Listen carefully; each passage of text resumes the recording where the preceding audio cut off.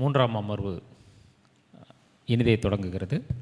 நெறியாளராக இருக்கும் மணிச்செல்வம் அவர்களையும் செல்வசங்கரன் அவர்களையும் அவருடைய படைப்புகள் குறித்து பேச இருக்கக்கூடிய கவிஞர் மதார் அவர்களையும் அன்புடன் அழைக்கின்றோம்.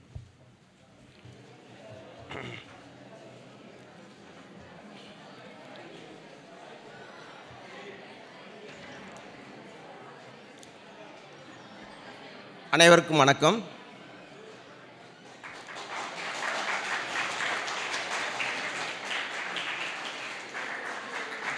இந்த மூன்றாவது அமர்விற்கு சிறப்புரையாற்ற வந்த கவிஞர் மதார் அவர்களை தான் நான் அறிமுகப்படுத்த போகிறேன். அவருடைய இயற்பெயர் முகமது மதார் முகைதீன்.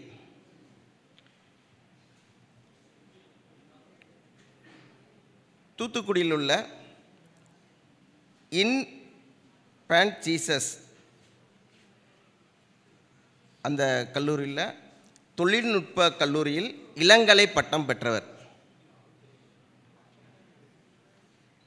கவிதைகள் .in இணைய இதனுடைய பொறுப்பாசிரியராக இருக்கிறார்.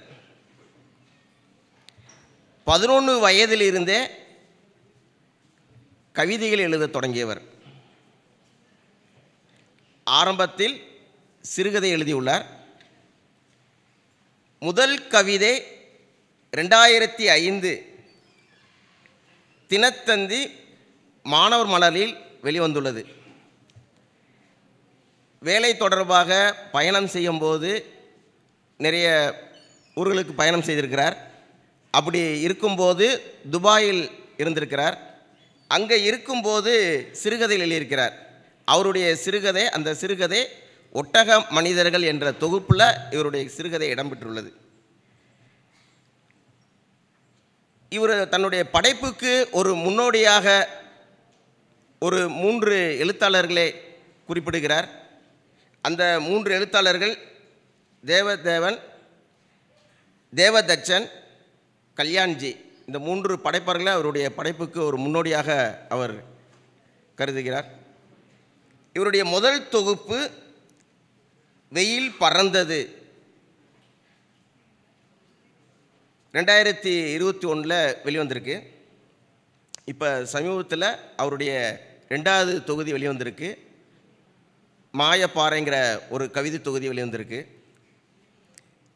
இன்று நமக்கு சிறப்பு உரையாற்றுக்காக வந்திருக்கிறார். அவர் எந்த தலைப்பில் பேசுகிறார் என்றால், செல்வசங்கரன் அவருடைய படைப்புலகம் பற்றி அவர் என்ன செய்யறாருன்னு பேசுகிறார். செல்வசங்கரன் அவர் உங்களுக்கு தெரியும், நம்முடைய கல்லூரியில் தமிழ் பேராசிரியராக பணியாற்றி கொண்டு இருக்கிறார். ஆதவனுடைய படைப்புகளை முனைவர் பட்டம் மேற்கொண்டு அதை என்ன செய்திருக்கிறார், ஆய்வு செய்திருக்கிறார். 7 தொகுதி அவருடைய கவிதை தொகுதி வெளிவந்துள்ளது. ஆரம்பத்திலிருந்து 2009 சிற்றிதழில் கவிதையை என்ன செய்யறதுன்னா எழுதியிருக்கிறார். முதல் தொகுதி 2013 அறியப்படாத மலர் அப்படிங்கிற தலைப்பில் ஒரு கவிதை தொகுதி வெளிவந்திருக்கு. அது NCBHC அவங்க என்ன செய்யறாங்க, வெளியிட்டிருக்கிறாங்க. அடுத்து வர்ற ஒரு 3 கவிதை தொகுதி மணல் வீடு பதிப்பகம் வெளியிட்டிருக்கு. பறவை பார்த்தல், கனிவின் சைஸ், சாலையின் பிரசித்தி பெற்ற அமைதி. இந்த 3 தொகுதியும் மணல் வீடு பதிப்பகம் வெளியிட்டிருக்கு. அடுத்து 2 தொகுதி காலச்சுவடு இதில் வெளியிட்டிருக்கு. கண்ணாடி சத்தம், மத்தியான நதி. இந்த 2 தொகுதியும் காலச்சுவடு வெளியிட்டிருக்கு. இப்போ சமீபத்தில் வெறுங்கடல் என்ற தொகுதி சால்டு பதிப்பகம் வெளியிட்டிருக்கு. அந்த 7 தொகுதியிலிருந்து அவருடைய படைப்புலகம் எப்படி இருக்கிறது என்பதை நமக்கு சிறப்புரையாற்ற வந்திருக்கிற கவிஞர் மதா அவர்கள் எடுத்துரைப்பார்கள். அவர்களை அன்புடன் அழைக்கின்றேன். நன்றி, வணக்கம். மதார் அவர்களுக்கான நினைவு பரிசினை வழங்க பேராசிரியர் செல்வம் அவர்களை அன்புடன்.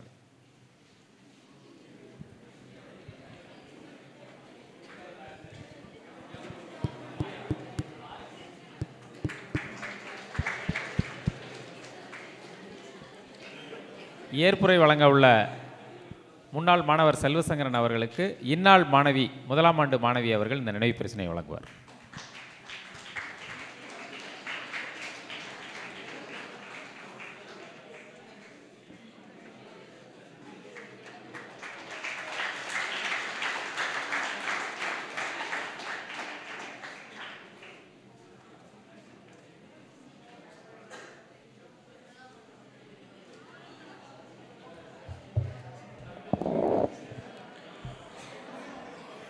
இன்றைய நிகழ்வுக்கு வந்திருக்கும் கவிஞர்கள், எழுத்தாளர்கள், ஆசிரியர்கள், மாணவர்கள், பார்வையாளர்கள் அனைவருக்கும் முதற்கண் வணக்கங்களை தெரிவித்துக் கொள்கிறேன். பொதுவாகவே மதிய உணவுக்கு அப்புறமா பேசுகிறதுங்கிற ஒரு பெரிய டாஸ்க்கு தான். நான் சாப்பிட்றப்பே கம்மியாக தான் சாப்பிட்டு வந்தேன். நான் தூங்கக்கூடாது அப்படிங்கிறதுனால, அதனால் நான் பேசுகிறதும் கம்மியாகவே பேசுகிறேன், நீங்கள் தூங்கக்கூடாதுங்கிறனால. அதே போல் இந்த நிகழ்வு முக்கியமான ஒரு நிகழ்வாக பார்க்குறேன். ஏன்னா இன்றைக்கி உங்கள் கல்லூரியில் படித்து முக்கிய கவிஞர்களாக இருக்கக்கூடிய கவிஞர் நரன், பெருவிஷ்ணுகுமார், செல்வசங்கரன் 3 பேருமே தமிழ் நவீன கவிதையில் முக்கியமான ஒரு அடையாளங்கள். ஸோ அவங்களோட இந்த மேடையில் இருக்கிறதுங்கிறது எனக்கு ரொம்ப மகிழ்வாக இருக்குது. நான் இளங்கோ கிருஷ்ணன், நரன் இருவரும் இன்றைக்கி தான் முதல் தடவை சந்திக்கிறேன். ஸோ அந்த வகையில் அவங்களோட இருக்கிறதுங்கிறது எனக்கு ரொம்ப மகிழ்ச்சியை கொடுக்குது. அதே போல் இந்த கல்லூரியிலேருந்து அவங்க பேசுகிறப்ப தான் தெரியுது, இவங்க இல்லாமல் நிறைய பேர் முக்கியமான ஆளுமைகள் ஏகப்பட்ட பேர் வந்திருக்கிறாங்க அப்படிங்கிறது தெரியுது. இது ஒரு ஒரு ஒரு சத்தான மண்ணில் இருந்து தான் நல்ல தாவரம் உருவாகும்னு சொல்லுவாங்க. அதே போல் இந்த கல்லூரி அதனுடைய இயல்பிலேயே ஒரு விஷயத்தை கொண்டு இருக்குது அப்படின்னு நினைக்கிறேன். நேரடியாக அவருடைய படைப்புலகம் சார்ந்தே சுருக்கமாக ஒரு முறையில் பேசலாம் அப்படின்னு நினைக்கிறேன். செல்வசங்கரன் அவருடைய கவிதைகள் எனக்கு முதல்ல அறிமுகமானது இதழ்களில் அங்கேயும் இங்கேயுமா படிச்சிருந்தேன். நான் படித்த அவருடைய முதல் தொகுப்பு அவருடைய கடைசி தொகுப்பு வெறுங்கடல் அப்படிங்கிற தொகுப்பு இந்த வருஷம் வந்தது. அதான் நான் முதல்ல வாசித்த தொகுப்பு. அந்த தொகுப்பு வாசித்தோன்னே எனக்கு அதில் நிறைய கவிதைகள் பிடிச்சிருந்தது. அப்போ நான் அவருக்கு ஒரு மெசேஜ் பண்ணியிருந்தேன். ஸோ அதுக்கப்புறம் இந்த மாதிரி ஒரு நிகழ்ச்சி இருக்குதுன்னு சொன்னார். அதுக்காக அவருடைய அனைத்து தொகுப்புலையும் எனக்கு கொடுத்துருந்தாரு. ஸோ அதை ஒட்டுமொத்தமாக வாசிக்க ஆரம்பித்தேன். வழக்கமாக ஏதாவது ஒரு தொகுப்பு வாசிக்கிறப்போ இல்லை ஒரு கவிஞரோட கவிதைகளை வாசிக்கிறப்போ அதுலேருந்து ஏதாவது ஒரு சொல் கிடைக்கும் நமக்கு. ஸோ அந்த சொல் அவருடைய படைப்பை, அவருடைய கவிதைகளை புரிந்துக்கிறதுக்கு ஒரு சாவியாக இருக்கும். அந்த வகையில் எனக்கு செல்வசங்கரனுடைய கவிதைகள் வாசிக்கிறப்போ எனக்கு கிடைத்த ஒரு சொல் கவிதைக்கு திரும்புதல் அப்படிங்கிற ஒரு சொல். அதை நான் அவருடைய கவிதைகளில் தொடர்ச்சியாக பார்த்துக்கிட்டே இருக்கேன். கிட்டத்தட்ட ஒரு 7 தொகுப்பு எழுதியிருக்கிறாரு. எனக்கு ஒவ்வொரு தொகுப்பு படிக்கிறப்பையும் ரொம்ப ஆச்சரியமான விஷயம் என்ன அப்படின்னா, இப்போ ஒரு கவிஞர் இருக்கிறாரு அப்படின்னா அவர் ஒரு ஒரு ஒரு விஷயத்தை எழுதுகிறாரு, அது ஒரு செட்டாகி ஒரு லெவல் வந்துட்டுனா அதையே கண்டினியூ பண்ணக்கூடியவராக இருப்பார். இல்லை அதிலேருந்து ஒரு மாற்றான ஒரு வடிவத்தை எழுதுகிறாரு அப்படின்னா அது ஒரு ஒரு ஒரு காலகட்டத்தில் அவருக்கு ஒரு ஒரு ஒரு நல்ல ஒரு ஃபார்ம் வரும். அதுக்கப்புறம் அதை அவர் வெளியிடுவார். ஆனால் அவர் ஒவ்வொரு தொகுப்புலேயும் அவருடைய முயற்சிகளை பார்க்க முடியுது. கிட்டத்தட்ட முதல் தொகுப்பு ஒரு பெரிய இடைவெளிக்கு அப்புறம் 2வது தொகுப்பு வருது, அறியப்படாத மலர். 2வது தொகுப்பு பறவை பார்த்தல். இந்த பறவை பார்த்தல்ங்கிற தொகுப்பு ரொம்ப முக்கியமான தொகுப்பு. அது ரொம்ப வித்தியாசமான ஒரு இதிலேருந்து அதுக்கு அவர் போகக்கூடிய தாவல்ங்கிறது ரொம்ப பெருசாக இருக்குது. ஸோ இது அவருடைய ஒவ்வொரு கவிதையிலையும் நடக்குது. சில கவிதைகளை பரிசோதனை முயற்சியில் நிறைய பண்ணி பார்க்குறாரு. ஸோ அதை சோர்வடையாமல் தொடர்ச்சியாக பண்ணிகிட்டே இருக்கார். ஒரு பல்ஸ் மாதிரி ஒரு ஏற்ற இறக்கத்தோட அவருடைய படைப்பு இருந்துக்கிட்டே இருக்குது. அதை நான் கவிதைக்கு திரும்புதல் அப்படிங்கிற ஒரு வரியாக புரிந்து கொள்ள முயற்சித்தேன். அதை நான் 3 வகையில் அவருடைய படைப்புகளோட பொருத்தி பார்க்க விரும்புகிறேன். முதல் அம்சம் மா அரங்கநாதன் அவர் ஒரு கட்டுரைகளை குறிப்பிட்டிருப்பார். கவிதையுடைய முக்கியமான அம்சம் அப்படிங்கிறது கவிதையுடைய முக்கியமான அம்சம் அந்த கவித்துவ அம்சம்தான். அது இல்லாமல் ஒன்று எழுதுகிறப்போ கம்பரும் கூட கவிஞனாக இருக்க முடியாது அப்படின்னு ஒரு விஷயத்தை குறிப்பிட்டிருப்பார். நம்ம என்ன தான் ஒரு வேறு விஷயங்கள் எழுதினாலும், ஒரு செய்தியை கவிதைக்குள்ளே சொன்னாலும், வேறு பாடப்பொருட்களில் சொன்னாலும் அது கவிதையாக இருக்கா அப்படிங்கிறது முக்கியமான ஒரு கேள்வி. அந்த கவித்துவத்தை அடைகிறது அப்படிங்கிறது தான் இந்த கவிதையில் மிகப்பெரிய ஒரு பாயிண்ட் அப்படின்னு நினைக்கிறேன். இப்போ இன்றைக்கி வந்து நிறைய விஷயங்கள் கவிதையுடைய பாடுபொருட்களாக மாறியிருக்கு. இப்போ காலையில் கூட கவிஞர் இளங்கோ கிருஷ்ணன் குறிப்பிட்றப்போ குறிப்பிட்டார் இல்லையா, அந்த மரபு அதிலேருந்து நவீனத்துக்கு வரும்போது அது சில விஷயங்களை பேச ஆரம்பிக்க அப்படின்னு சொல்லிட்டு. ஸோ அதை பேச ஆரம்பிக்கிறப்போ இப்போ அது நார்மலாக ஒரு கட்டுரை கூட பேசலாம் இல்லையா, ஒரு கட்டுரை பேசலாம், ஒரு நாவல் பேசலாம், சிறுகதை பேசலாம். ஆனால் கவிதை பேசும்போது அது கவிதையாக இருக்கணும் அப்படிங்கிறது தான் பெரிய ஒரு விஷயம். ஸோ அதை வந்து அவருடைய கவிதைகள் தொடர்ச்சியாக செய்து வருது அப்படின்னு நினைக்கிறேன். அதே போல் அவர் அந்த கவித்துவ அம்சத்தை அடைகிறது அப்படிங்கிறதுக்கு வந்து தொடர்ச்சியாக ஒவ்வொரு தொகுப்புலேயும் வந்து அதை நோக்கி பயணிச்சுக்கிட்டே இருக்கார். ஸோ அந்த வகையில் வந்து கவித்துவத்தை நோக்கி செல்லுதல் அப்படிங்கிறத ஒரு நிறைய பரிசோதனைகள் வழியாக பண்ணுறாரு. சில பரிசோதனைகள் முயற்சிகளில் அது சரியாக அமையாத ஒரு விஷயமாக இருக்கும். ஆனால் அவர் தொடர்ச்சியாக அதை பண்ணி அதை கொண்டு வந்துக்கிட்டே இருக்கார். அந்த கவித்துவத்தை நோக்கி திரும்புதல் அப்படிங்கிறத வந்து அவருடைய கவிதையில் உள்ள கவிதைக்கு திரும்புதல் அப்படிங்கிறத முதல் பாயிண்ட்டாக குறிக்க விரும்புகிறேன். ரெண்டாவது கவிதைக்கு திரும்புதல் அப்படிங்கிறது, இப்போது அந்த கவித்துவத்தை நோக்கி வந்து ஒரு கவிஞன் நகர்றான். அப்படி நகர்றப்போ அவன் வெற்றி மட்டும்தான் அடையணுமா, என் தோல்வி அடையக்கூடாதா அப்படின்னா இல்லை, அவன் தோல்வியும் அடையலாம். இப்போ உதாரணத்துக்கு சொல்லணும் அப்படின்னா தமிழில் வந்து பிச்சமூர்த்தி கவிஞர் அவரோட வந்து முக்கியமான ஒரு கவிஞராக குறிப்பிடுவாங்க. அவருடைய கவிதைகளை குறிப்பிடுறப்போ அதில் இப்போ வாசிக்கிறப்போ அந்த கவிதைகளில் நிறைய வந்து ஒரு முயற்சியாக மட்டும் இருக்கிறத பார்க்கலாம். ஆனால் அதை வச்சு மட்டும்தான் அவரை அளவிட முடியுமா அப்படின்னா இல்லை. இப்போ ஒரு கவிஞன் இருக்கிறான், அவனுக்கு ஒரு இப்போ பிச்சமூர்த்தி எடுத்துக்கிட்டோம்னா அவருக்கு ஒரு தனிப்பட்ட விஷன் இருந்துச்சு. அதாவது அவர் அதை தன்னுடைய உலகமாக விரிக்க முயற்சி பண்ணுறாரு. அது தோல்வியும் அடையலாம், வெற்றியும் அடையலாம். ஆனால் அவர் போன அந்த பாதை அப்படிங்கிறது வந்து புதுசானது. அந்த பாதையுடைய முடிவில் இருக்கக்கூடிய கதவுக்கான சாவி வந்து அவர்கிட்ட இல்லாமல் இருந்திருக்கலாம். ஆனால் அப்படி ஒரு வழி இருக்குது அப்படிங்கிறத அவர் கண்டுபிடிக்கிறாரு இல்லையா, அது முக்கியமானது. அப்படி கண்டுபிடிக்கிறதுனால என்னென்னா அவருக்கு பின்னாடி வரக்கூடிய ஒரு கவிஞன் அந்த பாதையில் நடந்து அந்த சாவியை திறந்து அதுக்குள்ளே போயிடலாம் ஈஸியாக. ஆனால் அந்த பாதையை அவர் கண்டுபிடிச்சது. அந்த மாதிரி நிறைய உதாரணங்களை தமிழில் குறிப்பிடலாம். புதுமைப்பித்தனுடைய முக்கியமான சிறுகதைகள் குறிப்பிடுவாங்க. சில சிறுகதைகள் வந்து குறிப்பிட மாட்டாங்க. உதாரணத்துக்கு அந்த ஒரு திருக்குறள் செய்த திருக்குறள்னு ஒரு சிறுகதை வரும், ஒரு நகைச்சுவையான ஒரு சிறுகதை. அது வந்து கிட்டத்தட்ட அதெல்லாம் வந்து அதிகமாக குறிப்பிட மாட்டாங்க. அது வந்து ஒரு ஃபெயிலியர் அட்டம்ப்ட் அப்படிங்கிற மாதிரி சொல்லுவாங்க. ஆனால் என்னென்னா அது அவர் வந்து ஒரு போட்டு கொடுத்த ஒரு பாதை தான். அதுக்கு பின்னாடி வந்தவங்க வந்து அதில் நடந்து அந்த சாவியை எளிதாக திறந்து அதில் ஒரு படைப்பு ஒரு அவங்களுடைய ஒரு உயரத்தை கொடுத்தாங்க அப்படின்னு சொல்லலாம். அதே போல் அது ஒரு கூட்டு. இப்போ இந்த அம்சத்தில் நம்ம புரிஞ்சுக்கிட்டோம் அப்படின்னா கவிதைக்கு திரும்புதல் அப்படிங்கிறது ஒரு கூட்டு செயல்பாடாக இருக்குது. ஒரு ரிலே ஓட்டப்பந்தயம் மாதிரி ஒரு கவிஞன் ஓடி ஒரு விஷயத்தை இன்னொரு கவிஞன்கிட்ட கைப்பற்றான், அவன் ஓடுறான். இப்படி ஒரு கூட்டு செயல்பாடாக கவிதை இருந்துக்கிட்டே இருக்குது. அந்த வகையில் செல்வசங்கரனுடைய படைப்புலகம் சார்ந்து வைக்கக்கூடிய ரெண்டாவது பாயிண்ட்டுங்கிறது அந்த கவித்துவத்தை நோக்கி ஒரு கூட்டு செயல்பாடு அப்படிங்கிறது. அவருடைய படைப்புகளை வாசிக்கிறப்போ அது வந்துக்கிட்டே இருக்குது. மூணாவதாக உள்ள விஷயம் கவிதைக்கு திரும்புதல்ல மூணாவதாக நான் அவருடைய படைப்புகள் வாசித்தப்போ எனக்கு துலங்கினது அப்படிங்கிறது வந்து கவிஞனுடைய அந்த தவிப்பு அப்படிங்கிறது. இப்போ கவிஞர் லக்ஷ்மி மணிவண்ணன் அவருடைய ஒரு கவிதை உண்டு. கவிதை எழுதாதப்போ ஒரு கவிஞன் வந்து என்னெல்லாம் பண்ணுறான் அப்படின்னு சொல்லிட்டு ஒரு கவிதை எழுதியிருப்பார். கடைக்கு போகிறான், வீட்டு வேலை பண்ணுறான் அப்படின்னு நிறைய போட்டு கடைசியில் அந்த கவிதை முடிகிறப்போ அதில் வரும், கவிதை எழுதாத போது நான் நார்மலாக இருக்கிறேன் அப்படின்ட்டு ஒரு வரி எழுதியிருப்பார். அந்த மாதிரி அதுக்கு ஆனால் என்ன தான் சொன்னாலுமே வந்து கவிதை எழுதாதப்போ வந்து ஒரு கவிஞனுக்கு இயல்பாகவே ஒரு பதட்டமும் ஒரு படபடப்பும் வர ஆரம்பிச்சிருது. ஸோ அந்த பதட்டம் வந்து அந்த கவிஞனை வந்து கவிதையை நோக்கி திருப்புறதுக்கு ஒரு வாசலாக அமையுது. அதை வந்து செல்வசங்கரனுடைய படைப்புகளை வாசிக்கிறப்போ அதை ஒரு பாயிண்ட்டாக பார்க்குறேன். ஸோ இந்த 3 விஷயங்களை தான் வந்து அவருடைய படைப்புகளில் வந்து வாசிக்கிறப்போ நான் பார்க்குறேன்.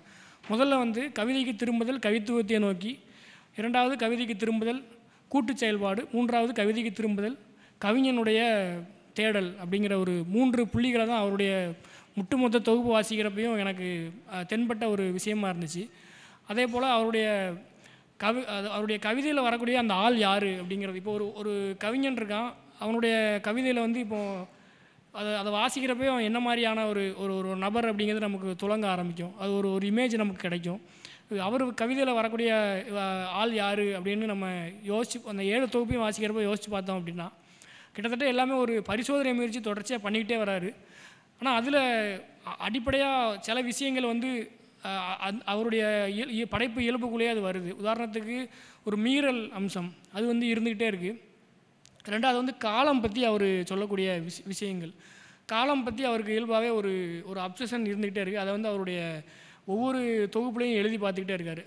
கிட்டத்தட்ட அவருடைய எல்லா தொகுப்புலையுமே காலம் பற்றி கவிதைகள் இருக்குது. அது வந்து நம்ம தனியாக வாசிக்கல, ஒட்டுமொத்தமாக வாசிக்கிறப்போ அதை கண்டுபிடிக்க முடியுது. அதே போல் அந்த மீறல் அப்படிங்கிறது வந்து அந்த அந்த கவிஞன் அதை எப்படி எடுத்துக்கிறான், அதை நான் எப்படி உருவகிக்க விரும்புகிறேன் அப்படின்னா, இப்போது காலையில் அவரை பார்க்குறப்போ ஒரு அதிர்ச்சியாக இருந்தது. அதாவது ஒரு பண்ணி ஒரு நார்மலாக ஒரு ஆசிரியர் இருப்பாங்களா அந்த மாதிரி இருக்கிறாரு. ஆனால் அவர் கவிதையில் வரக்கூடிய ஆள் வந்து வேற ஒரு நபராக இருக்கிறான். ஆனால் அவன் வந்து முற்றிலும், அதாவது அந்த ஒரு பண்ண சட்டையை வெளியில் எடுத்து விட்டா நிற்பான் இல்லையா, அந்த மாதிரியான ஒரு ஆளாகவும் இல்லை. இப்போ ஒரு மாணவன் வந்து தாமதமாயிருச்சு, வேகமாக வரான். அப்போ வந்து ஒரு பக்கத்தை இன்செர்ட் பண்ணி இன்னொரு பக்கத்தை வெளியில் எடுத்து விட்டுருந்தா எப்படி இருப்பான், அந்த மாதிரி ஒரு நபர் வந்து அவருடைய கவிதைகளை வாசிக்கிறப்போ எதிரில் வரான். அதை வந்து அவர் இங்கே இருந்துக்கிட்டே பண்ணுறாரு அப்படிங்கிறது ஆச்சரியமாக இருக்குது. அது ஒரு மீறலாகவே பண்ணிகிட்ருக்காரு. அவருடைய கவிதைகளில் அடிப்படையாக அது வந்துக்கிட்டே இருக்குது. அதே போல் காலம் அது சார்ந்து அவருக்கு இருக்கக்கூடிய அந்த அம்சம்ங்கிறது அதில் நிறைய நல்ல கவிதைகள் அதில் எழுதியிருக்கிறாரு. நான் இப்போது ஒவ்வொரு தொகுப்பாக அந்தந்த தொகுப்பு பற்றி அதில் உள்ள கவிதைகள் ரொம்ப இல்லைனாலும் ஒரு கவிதை 2 கவிதை அதிகமான நேரம் இல்லாதனால அதை மட்டும் சொல்லிவிட்டு அதிலேருந்து அப்படி அவருடைய படைப்புகளை புரிந்து கொள்கிறதுக்கான விஷயங்களை சொல்கிறான் அப்படின்னு நினைக்கிறேன். முதல்ல வந்து அறியப்படாத மலர் அப்படிங்கிற தொகுப்பு. இது வந்து அவருடைய முதல் தொகுப்பு. இந்த தொகுப்பில் வந்து அதாவது ஒவ்வொரு கவிஞனுக்குமே அந்த முதல் தொகுப்பு அதிலேருந்து அதில் வந்து அந்த சாவி இருக்கும். அவன் வந்து இதுக்கப்புறம் இதை நோக்கி ஒரு பயணிக்க போகிறான், அல்லது அவனுடைய அம்சங்கள் வந்து இந்த விஷயத்துக்குள்ளே இருக்குது அப்படின்னு சொல்கிறதுக்கு வந்து சில கவிதைகள் இருக்கும். அதே மாதிரி இதில் வந்து ஒரு 2 கவிதைகளை குறிப்பிடலான்னு விரும்புகிறேன். ஒன்று வந்து பூனைத்தட்டு அப்படின்னு ஒரு கவிதை. கவிதையோட தலைப்பு வந்து பூனைத்தட்டு. பால் இருக்கிறது என்று ஒரு நம்பிக்கையும், பால் தீர்ந்துவிடப் போகிறது என்பது போன்று ஒரு அவசரமும் கொண்டு அந்த தட்டை பூனை நக்கி கொண்டிருக்கிறது. பால் இருக்கிறது என்று ஒரு நம்பிக்கையும், பால் தீர்ந்துவிடப் போகிறது என்பது போன்று ஒரு அவசரமும் கொண்டு அந்த தட்டை பூனை நக்கி கொண்டிருக்கிறது. யாருமே பால் ஊற்ற முன் வராத அந்த தட்டு பால் சுவையுடையது அப்படின்னு ஒரு கவிதை எழுதியிருக்கிறாரு. ஸோ இந்த கவிதையில் இருக்கக்கூடிய அம்சங்கள் அப்படிங்கிறது வந்து ஒரு விசித்திரமான மனநிலையில் ஒரு விசித்திரமான ஒரு விஷயத்தை எழுதுறது அப்படிங்கிறது. ஸோ இந்த பண்பு வந்து அவருடைய அதுக்கப்புறம் வரக்கூடிய எல்லா தொகுதிகளிலையும் அது ஒரு சரிவிகிதத்தில் கலந்து வந்துக்கிட்டே இருக்குது. ஒரு விசித்திரமான ஒரு உணர்வு அட்டன் பண்ணி எழுதி பார்க்கணும் அப்படிங்கிறது வந்து அவருடைய கவிதைகளில் தொடர்ச்சியாக வந்துக்கிட்டே இருக்குது. அதே போல் அவருடைய இந்த அறியப்படாத மலர் தொகுப்புலேயே வந்து இன்னொரு கவிதையும் குறிப்பிட விரும்புகிறேன். இந்த கடல் பற்றின ஒரு கவிதை, கடல் அறியுமாறு அப்படின்ட்டு ஒரு கவிதை. அது ரொம்ப எளிமையான ஒரு கவிதை. அந்த கவிதையோட முடிவில் ஒரு சின்ன இமேஜ் மாதிரி வரும். கடல் அறியுமாறு, கடலை பற்றி நிறையவே கேள்விப்பட்டிருக்கிறேன். அதன் பிரம்மாண்டம், பேரமைதி, ஓயாத பெருத்த அலை, இன்னும் நிறைய எனக்கென்று ஒரு முகம், ஒரு வழி என வந்த சந்தோஷத்தில் இந்த கடல் பற்றிய ஆர்வம், கடலோடு நான் எனக்கு இதுவரை இல்லாத புதுவகை களிப்பு. ஒரு நாள் கடலோடு கடலாக நான் எங்கோ மிதந்து போய் கொண்டிருந்தேன். நான் என்பதற்கான அடையாளம் அப்பொழுது என்னில் எதுவுமே இல்லை. இதுவரை அறியப்படாத கடலாக இருக்கிறது அது, ஆறு கரைந்து கொண்டிருக்கிறது அப்படின்ட்டு அந்த கவிதையோட இறுதி வரி வந்து ஆறு கரைந்து கொண்டிருக்கிறது அப்படின்ட்டு முடிச்சிருப்பார். ஸோ இந்த எல்லா கவிதையிலையுமே வந்து ஒரு ஒரு ஒரு ஒரு விசித்திரமான அம்சம் அப்படின்னு ஒன்று இருக்குது இல்லையா, அதை வந்து அவர் அடிப்படையாக அந்த பண்பு வந்து அவருடைய முதல் தொகுப்புலேருந்து துவங்குது. இந்த அம்சம்தான் வந்து காலம் குறித்து அவரை எழுத வைக்கிது. அதே போல் இன்னும் சொல்லப்போனால் ஒரு அதிகபட்சமான மீறல்களையும் வந்து இந்த விசித்திரமான அம்சம் அப்படிங்கிறது தான் அவரை தொடர்ச்சியாக எழுத வைக்கிது அப்படின்னு நினைக்கிறேன். அதே போல் அவருடைய இது முதல் தொகுப்பு. 2வது தொகுப்பு பறவை பார்த்தல் அப்படிங்கிற தொகுப்பு. இது ரொம்ப முக்கியமான ஒரு தொகுப்பு.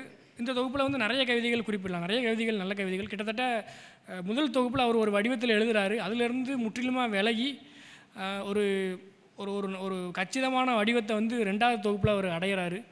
இந்த தொகுப்பில் வந்து ஒரு கவிதையோட தலைப்பு வந்து ஓவியனுக்கு மொத்தம் 2 கைகள் அப்படின்ட்டு ஒரு கவிதைக்கு தலைப்பு வச்சுருக்காரு. ஓவியனுக்கு மொத்தம் 2 கைகள் அப்படின்னு தலைப்பு.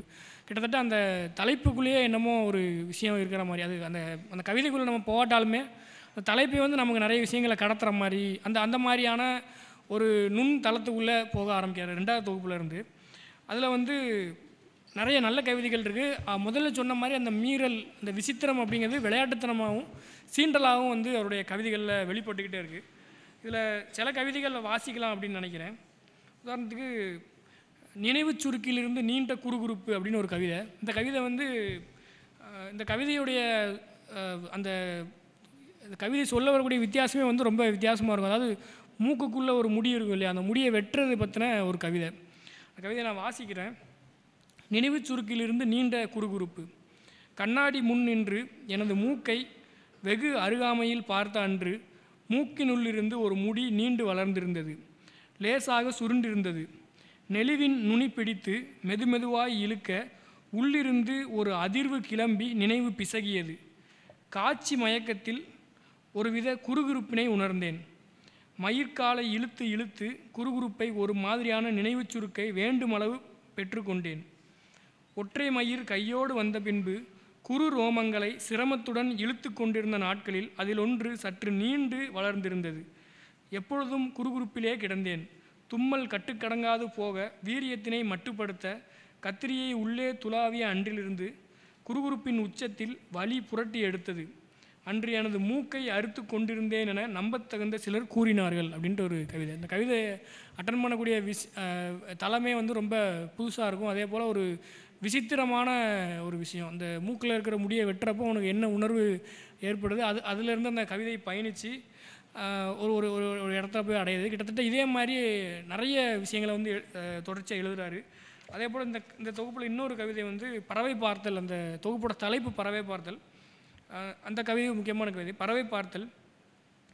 ரெக்கை அடித்து தன்னை மட்டும் இழுத்து பறந்த வண்ணம் இருந்தது மஞ்சள் என சொல்ல முடியாத பறவை. பறப்பதால் அது சாலை வெளியில் ஓடித்திரிகின்ற பேருந்து எதையும் நிறுத்த முடியாமற் போயினும் வெளிர் நீல நிற வானை சாலையில் திடீரென தோற்றுவிக்க முடியும் அப்படின்னு ஒரு கவிதை. அதாவது இது உங்களுக்கு வாசிக்கிறப்ப புரிந்திருக்கும் அப்படின்னு நினைக்கிறேன். ஒரு வானத்தை ஒரு சடிதியில் பார்க்கக்கூடியப்போ அவனுக்கு தோன்றக்கூடிய உணர்வு அதான் அந்த பறவை பார்த்தல் அப்படிங்கிற கவிதை. அதே போல் இதில் இன்னொரு கவிதை புலிப்பாய்ச்சல் அப்படின்னு ஒரு கவிதை. ரொம்ப நல்ல கவிதை. இது ரொம்ப வித்தியாசமான ஒரு கவிதையும் கூட.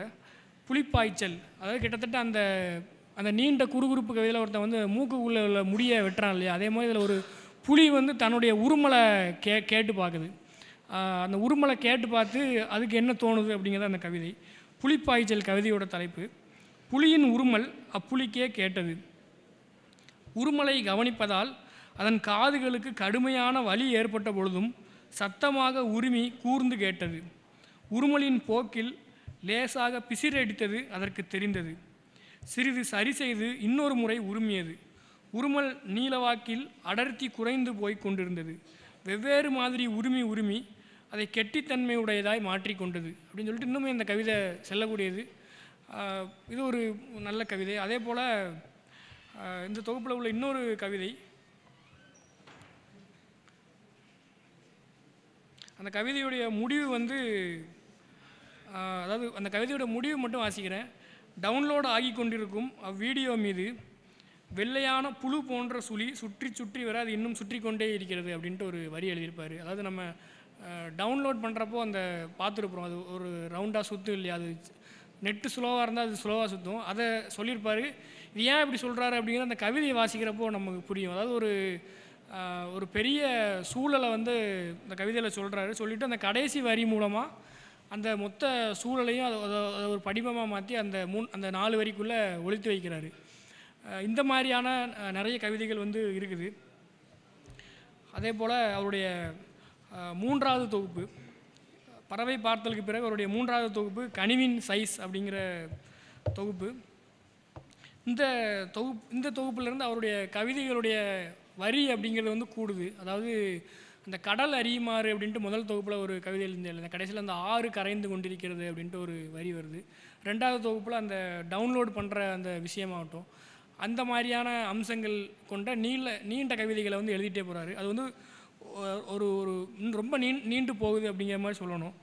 அதில் வந்து 2 விஷயங்கள் நடக்குது. ஒன்று வந்து அந்த இன்றைக்கி வந்து குறுங்கதை அப்படின்ட்டு ஒன்று உருவாகி தொடர்ச்சியாக தமிழில் எழுதப்படுது. அந்த குறுங்கதை வந்து கிட்டத்தட்ட நீள் கவிதை எழுதக்கூடிய விஷயத்தை வந்து அந்த குறுங்கதை சொல்லிடுது. ஸோ அதில் சொல்லாத ஒரு விஷயத்தை தான் ஒரு நீள் கவிதை வந்து இன்றைக்கி தமிழில் சொல்லியாக வேண்டியிருக்கு. அப்படி பார்க்குறப்போ ஒரு கவிஞன்கிட்ட இருக்கக்கூடிய எந்த அம்சத்தை குறுங்கதை ஆசிரியரால் எடுத்துக்க முடியாது அப்படின்னு நம்ம யோசித்து பார்த்தோம் அப்படின்னா, அந்த கவிஞனுடைய பைத்தியக்காரத்தனம், அந்த மேட்னஸ் அப்படின்னு சொல்லுவோம் இல்லையா, அதை வந்து ஒரு குறுங்கதை ஆசிரியன் வந்து கைப்பற்ற முடியாது அப்படின்னு நினைக்கிறேன். அது தவிர்த்து அந்த நீள் கவிதைக்குள்ளே என்ன விஷயங்கள் சொல்லியிருந்தாலுமே ஒரு ஒரு ஒரு புனைவாசிரியர், ஒரு குறுங்கதை எழுதக்கூடிய ஆசிரியர் வந்து அதை ஈஸியாக எடுத்து அவர் கதை எழுதிட முடியும். ஆனால் அந்த பைத்தியக்காரத்தனத்தை பின்தொடர்ந்து எழுதுறது அப்படிங்கிறது அது கவிஞனுடைய தனித்தன்மை. ஸோ அதை வந்து ஒரு ஒரு குறுங்கதையால் செய்ய முடியாது. அதுதான் வந்து ஒரு பெரிய கவிதைக்கு தேவை அப்படின்னு நினைக்கிறேன். இந்த தொகுப்பில் வந்து நிறைய பெரிய கவிதைகள் இருக்குது. அதில் முதல் கவிதையை மட்டும் வாசிக்கலாம் அப்படின்னு நினைக்கிறேன். முதல் கவிதை வந்து கால் அப்படின்னு ஒரு கவிதை. ஒரு விசித்திரமான, அந்த முதல்ல சொன்ன மாதிரி அந்த விசித்திரமான அம்சம் கால் அப்படிங்கிறது வந்து ஒருத்தன் திடீர்னு தன்னுடைய காலை பார்க்குறான். அது வேற ஒரு ஏதோ ஒரு உயிரினம் மாதிரி பார்க்குறான். அவனை அதை பார்க்குறப்போ அவனுக்கு அது ஒரு வேற ஒரு உயிரினமோ அப்படின்னு ஃபீல் ஆகுது. ஸோ அப்படியே அந்த கவிதை செல்லுது. கால், என் கால்களையே வெகுநேரம் பார்த்து கொண்டிருக்க, இவ்வளவு நாட்களாக எனது கால் இவ்வாறா இருந்திருக்கிறது, இது கூடவா தினமும் இருக்கிறேன், இதுவா எனக்கு கால்கள், இதுவா என்னை மண்ணை கவ்வச் செய்யாது தடுக்கிறது, இதுவா என்னை அங்கு பார்த்ததாக கூற வைக்கிறது, சொல்லுங்கள் இதுவென்ன என் மாதிரியாக இருக்கிறது, என்னையா நினைவுபடுத்துகிறது, கால் என்ற சொல்லிலுள்ள சாது காலிடம் இல்லை, கால் என்ற சொல்லிலுள்ள சாது காலிடம் இல்லை, கால்கள் என்னை ரொம்பவே பயமுறுத்துகிறது, விரல்களின் வளவள கொல தன்மை, ஒரு பூச்சி மாதிரி, ஒரு வினோத விலங்கு மாதிரி, ஹாரர் மூவியில் சுற்றும் ஒரு கிளை மாதிரி, பார்க்கவே சீ என்ற ஒரு அருவருப்பு, இவ்வளவு உதறுகிறேனே அந்த ஜந்து ஓடுகிறதா பாருங்கள், திரும்பவும் அதே சந்தேகம்தான், நாமெல்லாம் எப்போதும் கால் என்று கூறுகிறோமே அதுவா இது அப்படின்ட்டு ஒரு கவிதை. கிட்டத்தட்ட அவருடைய முக்கியமான அதாவது ஒரு கவிதையில் வந்து அவருடைய முக்கியமான பலம் அப்படின்னு நினைக்கக்கூடியது வந்து அவர் ஒரு விஷயத்தை எழுதுகிறாரு, அதோட புள்ளி விடுபடாமல் அதை வந்து எழுதி முடிக்கிறார். உதாரணத்துக்கு அந்த குறுகுறுப்பில் அந்த முடிய வெட்டுற கவிதையாகட்டும், கால் கவிதையாகட்டும், இன்னும் நிறைய கவிதையில் வந்து அந்த ஒரு கவிதை துவங்குது. ஸோ அதிலேருந்து அவர் டைவர்ட் ஆகாமல் அந்த கவிதையை வந்து இழுத்து ஒரு நேர்கோட்டாக ஆக்கி கொண்டு போய் எழுதுறாரு. ஆனால் அந்த நேர்கோட்டுக்குள்ளே அந்த விசித்திர தன்மை அப்படிங்கிறது ஒரு ஒழுங்கமைவு செய்யப்பட்ட வடிவத்தில் அமையுது அப்படிங்கிறது அவருடைய கவிதைகளில் இருக்கக்கூடிய முக்கியமான ஒரு வெற்றிகரமான அம்சமாக குறிப்பிட விரும்புகிறேன். அதே போல் அதுக்கு அடுத்த தொகுப்பு சாலையின் பிரசித்தி பெற்ற அமைதி அப்படிங்கிற தொகுப்பு. இது ஒரு நல்ல தொகுப்பு. இதில் ஒரு கவிதை வாசிக்கிறேன். இந்த தொகுப்பில் சாலையின் பிரசித்தி பெற்ற அமைதி அப்படிங்கிற ஒரு கவிதை. இது ஒரு அதிர்ச்சிகரமான கவிதை. கிட்டத்தட்ட காலையில் உங்கள் சண்முகவேல் சார் பேசுகிறப்போ குறிப்பிட்டாங்க இல்லையா, அந்த கலாப்பிரியான அதிர்ச்சி அப்படின்ட்டு ஒரு விஷயம் குறிப்பிட்டாங்க. அதே போல் இந்த கவிதை வந்து அந்த ஒரு அதிர்ச்சியை குறிப்பிடுற மாதிரியான ஒரு கவிதை தான். அந்த கவிதை நான் வாசிக்கிறேன். சாலையின் பிரசித்தி பெற்ற அமைதி கவிதையோட தலைப்பு. சாலை அதன் அமைதியில் வெகு பிரசித்தி பெற்றது. ஆழ்கடலின் பேரமைதி சாலைக்கு உண்டு. போய்கொண்டே இருக்கும், ஆனால் சத்தம் வராது. சத்தமில்லாமல் திரும்பும், சத்தமில்லாமல் இறங்கும், சத்தமில்லாமல் ஏறும். எந்திர ஆச்சரியங்களை சத்தமில்லாமல் இயக்கும். அதன் அமைதியில் நிம்மதியாக வாழ்ந்து வருகிறது சாலை. ஒரு சில நாட்களில் வாகனங்கள் காதை பிளக்கிற மாதிரி மோதி தலைகுப்புற கிடக்கும். உள்ளே இருந்து கத்தி அவலக்குரல் எழுப்புவார்கள். தனது இடது கையை தனது வலது கையால் ஒருவன் எடுத்து வருவான். காதுகளை கைகளால் பொறுக்கி கொண்டிருப்பார்கள். உற்று கவனித்தால் இரத்தம் கொப்பளிக்கிறதை கேட்கலாம். ஒரு பெண் சாலையோரத்தில் கிடக்கின்ற மண்ணை தூற்றி சாபமிடுவாள். தன் அமைதியில் மெருகேற்றி கொண்டிருக்கும் சாலை. ஒரு மண்டையில் பேருந்தேறி அதன் ஒரு பக்க கன்னம் கீழே ஒட்டிய நிலையில் மூளை சிதறி ஒருவன் பரிதாபமாக கிடந்த அன்றிலிருந்துதான் சாலை அதன் அமைதியில் மிக பிரசித்தி பெற துவங்கியது அப்படின்ட்டு அந்த கவிதை எழுதியிருப்பார். அதே போல் அவருடைய அடுத்த கவிதை அடுத்த தொகுப்பு கண்ணாடி சத்தம் அப்படிங்கிற தொகுப்பு. இந்த தொகுப்பில் வந்து கிட்டத்தட்ட அதே தான், அந்த காலம் அப்படிங்கிறத குறித்த கவிதைகள், அப்புறம் விசித்திரமான விஷயங்கள் எழுதுறது, அப்புறம் அந்த நீள் கவிதைகள் வந்து ஒரு இலக்கை அடைஞ்சதுக்கப்புறமும் அந்த ஒரு ஓட்டப்பந்தய வீரன் வந்து ஒரு இலக்கை தொட்டதுக்கப்புறமும் கூடுதலாக சில அடிகள் ஓடுறது மாதிரி சில வரிகள் கூடுதலாக ஓடுறத பார்க்க முடியுது. கண்ணாடி சத்தம்ங்கிற தொகுப்பில் வந்து நிறைய கவிதைகள் குறிப்பிடுற மாதிரி இருக்குது. அதில் முக்கியமாக ஒரு கவிதை கண்ணாடி சத்தம் அப்படிங்கிற தலைப்பு கவிதை. கண்ணாடி பொருட்கள் சத்தங்களாக புரிந்து கொள்ளப்படுகின்றன. சத்தங்களாகவே அவற்றை நினைவில் வைத்திருக்கின்றனர். சத்தங்களையே ஒரு இடத்திலிருந்து இன்னொரு இடத்துக்கு நகர்த்துகின்றனர். சத்தம் காது சம்பந்தப்பட்டது என்பதால் காதுகளை ரெக்கை போலாக்கி தலையை தூக்கி கொண்டு பறந்து அங்கிருந்து மறைய சொல்கின்றனர். எவ்வளவு சொன்னாலும் காதுகளோட சத்தங்களும் சேர்ந்து பறக்கிறதே என்ன சொல்ல. அதனால் உடையாமலே சத்தம் வருகிறது. ஆனால் உடைவதற்கும் முன்னுள்ள பளபளப்பு சத்தம் மாதிரி இல்லை, ரொம்ப சாது, உடைந்துதான் எல்லாவற்றையும் கெடுத்து கொள்கிறது. கண்ணாடி பொருளுக்கு அதன் சத்தத்தை விழுங்க பழக்க வேண்டும். யார் பழக்குவது? ஆனால் கண்ணாடி பொருள் இப்படி சொல்கிறது, நான் அமைதியாகத்தான் நொறுங்குகிறேன், நீங்கள் தான் சத்தம் எழுப்பிக் கொள்கிறீர்கள் அப்படின்ட்டு ஒரு கவிதை.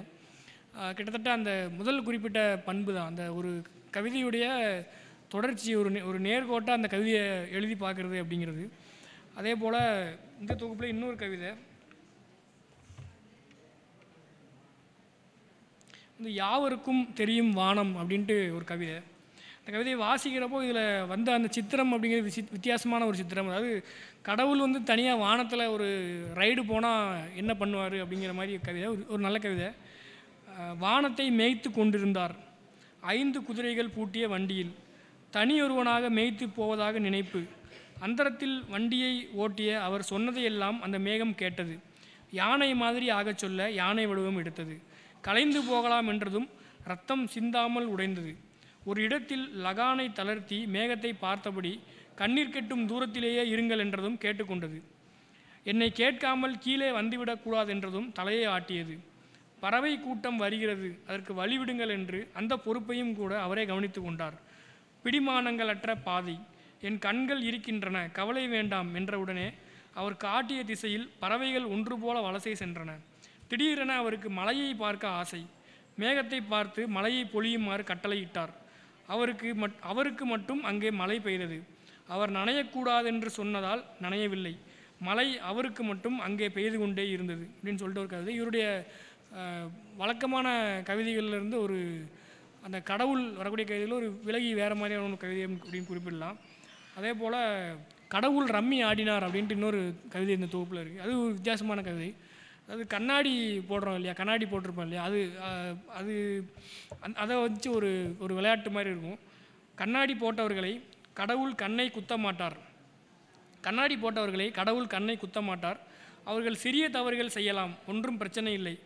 வந்த வேகத்தில் கண்ணாடியை கலற்றி குத்துவதற்கெல்லாம் அவருக்கு அவகாசம் இருக்காது. ஒரு கணம் நின்று பின்பு வந்த நோக்கத்தையே மறந்து விடுவார். கண்ணாடியோடு குத்துவதற்கு அவர் ஒன்றும் அவ்வளவு மட்டமான ஆள் கிடையாது. அவன் கண்ணாடி போற்றிருக்கிறான் என தெரிந்த வேறு கடவுள்களுக்கும் அவரே செய்தி அனுப்பிவிடுவார். கடவுள்கள் அந்த நேரத்தில் சேர்ந்து ரம்மி ஆடி கொள்வார்கள். இவை எல்லாமே கண்ணாடி போட்டவர்களுக்கும் தெரியும். அதனால் அவர்கள் யாரையுமே சட்டை செய்வதில்லை. லேஸ் பாக்கெட்டுகளை அவர்கள் இஷ்டத்துக்கு மேய்வதை கடவுளே பார்த்தாலும் உள்ளங்கையில் குத்தி கொண்டு உதட்டை சுழித்தவாறு தான் போகிறார். கண்ணாடியை மேனரிசத்துடன் கலற்றி சாவகாசமாக அந்த சாஃப்ட் மஞ்சள் துணியால் துடைத்து கொண்டிருக்கையில் ஒருவேளை கடவுள் வந்துவிட்டால் என்ன செய்வது என்கிற பயம் அப்படின்ட்டு ஒரு கவிதை எழுதியிருப்பார். இந்த கவிதை வாசி முடிக்கிறப்பே ஒரு ஒரு விளையாட்டுத்தனத்தோட ஒரு புன்னகையும் வர வைக்கக்கூடிய ஒரு கவிதை. அதே போல் இந்த தொகுப்பில் இன்னொரு கவிதை வந்து கால வெள்ளம் அப்படின்ட்டு ஒரு கவிதை எழுதியிருப்பார். இது ரொம்ப நல்ல கவிதை. அதாவது ஒரு விஷயம் முடிஞ்சு போனதுக்கப்புறம் தலையில் கை வைப்போம் இல்லையா, அந்த கணத்தை வந்து அவருடைய திருப்பி அவருடைய பலம் அப்படிங்கிறது அதான் தோணுது. அது ஒரு ஒரு ஒரு சின்ன புள்ளியை வந்து அவர் விரித்து அதுக்குள்ளே தன்னுடைய பரப்பை வந்து எழுதி பார்க்குறாரு. கால வெள்ளம் கவிதையோட தலைப்பு. குறி தவறியதும் ஐயோவென தலையில் கை வைத்து கொள்வதை தோற்று போய்விட்டதாக கருதுகிறோம். குறி தவறியதும் ஐயோவென தலையில் கை வைத்து கொள்வதை தோற்று போய்விட்டதாக கருதுகிறோம். தலை இருக்கிறதாவென அவர் சரி பார்க்கிறார். தலை இருக்கிறது. அப்படியே முடி இருக்கிறதாவென்றும் தடவி பார்க்கிறார். அதற்கும் எந்த பழுதும் இல்லை. ஏனெனில் கால வெள்ளம் கடுமையான ஒன்று. தலையெல்லாம் உருட்டி கொண்டு போய்விடும். தலைமுடியுமே அதில் வழுக்கியோட கூடியதுதான். கால வெள்ளம் தன்னை ஓடி கடந்து விட்டதோ என ஒரு சந்தேகம் அவருக்கு. குறி தவறி ஒரு வாய்ப்பு கிடைத்தது. லபக்கென பிடித்து கொண்டார். தலை அது இருக்கிற இடத்தில் இருப்பது போலத்தான் கால வெள்ளம் ஓடிக்கொண்டிருக்கிறது இப்போதைக்கு அப்படின்ட்டு ஒரு கவிதை எழுதியிருக்கிறார். இதனால் ரொம்ப நல்ல கவிதை. அதே போல் அவருடைய இன்னொரு கவிதையும் இந்த தொகுப்பில் குறிப்பிடணும். கூ அப்படின்ட்டு ஒரு கவிதை. ஒரு விசித்திரமான ஒரு அம்சத்தை எழுதி பார்க்குறது. கிட்டத்தட்ட அவர் எனக்கு வந்து இங்கே வந்ததுக்கப்புறம் தான் தெரிஞ்சது அவர் பெரு விஷ்ணுகுமார் வந்து அவர் 2 பேரும் நிறைய உரையாடி இருக்காங்க அப்படின்னு தெரியுது. பெரு விஷ்ணுகுமார்ட்ட வந்து இவருடைய அம்சமாக நான் பார்க்குறது வந்து அந்த விசித்திரமான அம்சம் இல்லை, அந்த கன்வேயர். இப்போ நம்ம ஏர்போர்ட்டில் போகிறப்போ அந்த கன்வேயர் பெல்ட் ஒன்று போவோம். ஸோ அதில் பயணிக்கிற ஒருவன் அப்படின்னு சொல்லிட்டு அவர் ஒரு கவிதை எழுதியிருப்பார். ஸோ அந்த அம்சம் வந்து எனக்கு இவர் வழியாக அவருக்கு வந்திருக்கோ அப்படின்னு சொல்லிட்டு தோணுச்சு. இந்த கவிதையோட தலைப்பு வந்து கூ நெடில். கூவென்று கேட்ட ரயிலின் சத்தத்தை எடுத்து காது குடைந்தேன். பெரிய சத்தம் அது. தலை அந்த பக்கமும் இந்த பக்கமும் நெளிந்தது. ரயிலில் விழுந்து இறந்த ஒருவர் திடீரென காதிலிருந்து வந்து விழுந்தார்.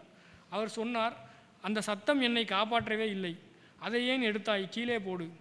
அவரே எழுந்து வந்து என் காதுகளிலிருந்து அந்த சத்தத்தை உருவி எடுத்தார். தண்டவாளத்தின் சொருகு கம்பியை எடுத்துக்கொண்டு சில சிறுவர்கள் வெளியேறி ஓடினர். கொய கொயவென பாம்பு குஞ்சுகள் விழுந்தன. ஆயிருக்கும் போது எழுந்து நின்ற அநேக பேர்கள் வந்தனர். பழுதாகி நின்ற ஒரு ரயிலே கையில் வந்தது. சிறு பிராயத்தில் ரயிலை ஒட்டிய வீட்டில் இருந்தோம், அதனால்தான் இவ்வாறு ஆகிவிட்டது, மன்னித்து விடுங்கள் என்றேன். அவ்வளவு பெரிய சத்தம் தன்னை காப்பாற்றவில்லையே என்ற வருத்தத்தில் இறந்து போனவர் பழைய இடத்தில் பழைய மாதிரியே படுத்து இறந்தார் அப்படின்னு ஒரு கவிதை. இது இந்த தொகுப்பில், இந்த கண்ணாடி சத்தம்ங்கிற தொகுப்பில் நிறைய கவிதைகள் குறிப்பிடலாம். அதே போல் அந்த அவருடைய அடுத்த தொகுப்பு வந்து மத்தியான நதி அப்படிங்கிற தொகுப்பு. அந்த தொகுப்பில் தான் அந்த காலம் பற்றின சில கவிதைகள் வருது. அதே போல் அதில் அந்த காலம் பற்றி வரக்கூடிய கவிதைகள் முக்கியமானது வந்து தவளையின் சுயசரிதை அப்படின்ட்டு ஒரு கவிதை எழுதியிருக்காரு. தவளை அதோடைய துள்ளலை வச்சு எழுதப்பட்ட கவிதை. கிட்டத்தட்ட துள்ளல் அப்படிங்கிறத நிலைநிறுத்தி அதை ஒரு ஒரு ஒரு கோடு இழுத்து ஒரு கவிதை ஆக்குறாரு. கிட்டத்தட்ட அவருடைய நிறைய நல்ல கவிதைகள் இந்த பண்பு வந்துக்கிட்டே இருக்குது. தவளையின் சுயசரிதை. தவளை ஒன்று தன்னுடைய சுயசரிதையில் இப்படி எழுதியது: ஒரு தவ்விற்கும் இன்னொரு தவ்விற்கும் இடையிலிருந்த அந்தரத்தை கவ்வுவதற்காகத்தான் இவ்வளவு காலமாக தவ்விக்கொண்டிருக்கிறேன். ஒவ்வொரு முறையும் சரியாக தவ்விவிட்டேனான் என்றே நினைத்து கொள்வேன். ஒவ்வொரு முறையும் கவ்வவில்லை என்பதும் எனக்கு தெரியும். அப்புறமே நான் அப்படி நினைத்திருக்கிறேன். இடையில் தெரிகின்ற அந்த காலத்தில் அமர்ந்து யோசிக்கலாம் என்றால் அது முடியாதல்லவா? இடையில் அப்படி ஏகப்பட்ட காலங்கள் என்னிடம் உண்டு. ஆனால் அவைகள் எதற்குமே பயன்படாதவைகள். அவற்றை யாருக்காவது கொடுக்கலாம் என்றால் அதுவும் முடியாது. ஆனால் அவற்றை ஏதாவது செய்தாக வேண்டும். அவைகள்தான் என்னை வளர்த்திருக்கிறது. நான் வசிக்கவே வசிக்காத அந்த காலம்தான் சிறந்த ஒரு தவளை வடிவத்திற்கு என்னை மாற்றியிருக்கிறது. சுயசரிதையை தவளை இப்படி முடித்தது. வாழ்ந்து கொண்டிருப்பது குற்ற உணர்ச்சியாக இருக்கிறது அப்படின்ற ஒரு கவிதை. கிட்டத்தட்ட அந்த கவிதையுடைய அடிப்படை பண்பாக குறிப்பிட்டது அந்த காலத்தை உரை வைக்கக்கூடியது. காலத்தை வந்து ஒரு கணம் ஸ்டாப் பண்ணக்கூடிய ஆற்றல் வந்து கவிதைக்கு உண்டு. அவருடைய நிறைய கவிதைகள் அவர் வந்து அதை எழுதுறாரு, முயற்சி பண்ணுறாரு. ஒரு கவிதையில் வந்து ஒருத்தன் மலை உச்சியிலேருந்து கீழே குதிச்சு தற்கொலை பண்ணிக்கிறான். தற்கொலை பண்ணிக்கிற கணத்தில் அவன் கீழே விழுகிற அந்த இடத்துக்கும் குதிச்சிட்டு இருக்கிற டயத்துக்கு இடையில உள்ள காலத்தில் அவன் நல்லா வாழட்டும் அப்படிங்கிற மாதிரி ஒரு கவிதை எழுதியிருப்பார். அதே போல் நிறைய கவிதைகளை குறிப்பிடலாம். இதில் இன்னொரு கவிதை வந்து